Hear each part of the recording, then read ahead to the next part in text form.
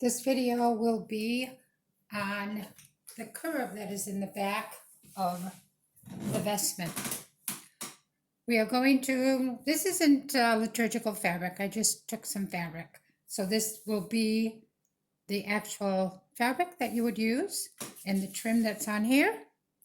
And underneath, I've put the lining. Now the lining needs to have 1/2 inch all the way around. And then you need to take a pencil and draw a line right like this, right along the trim. Then you're going to undo these pins here that hold it next to the top.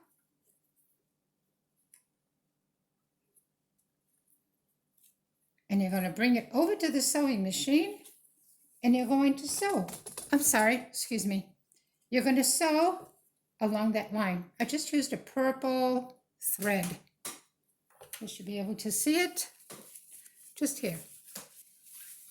I just used a purple thread.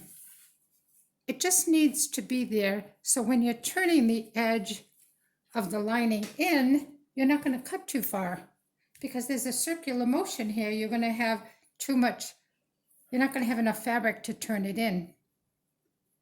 So what you're going to do is you're going to make some slashes up to that line. That way you're not cutting the fabric too far. You're going to insert the lining in between the fabric and the trim, pin it. Okay, see how it needs to be clipped. If it's not clipped, it would be quite tricky, wouldn't it? Right? It's not going to lay. See how it, if you don't get enough slashes in there, it doesn't lay flat. It's going to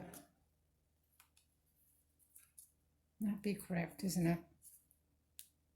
Okay. So there it is. Okay, now you remembered to put the horsehair in between, I hope. Don't do the whole thing all around the trim don't do the top part before you put the horsehair in. You're going to put the horsehair in and then you're going to do the lining and turn it, pin it, and then stitch it. I hope this helps for those people who had some questions. If there's any more questions, please let me know. I'll be glad to help you. Good luck, good sewing.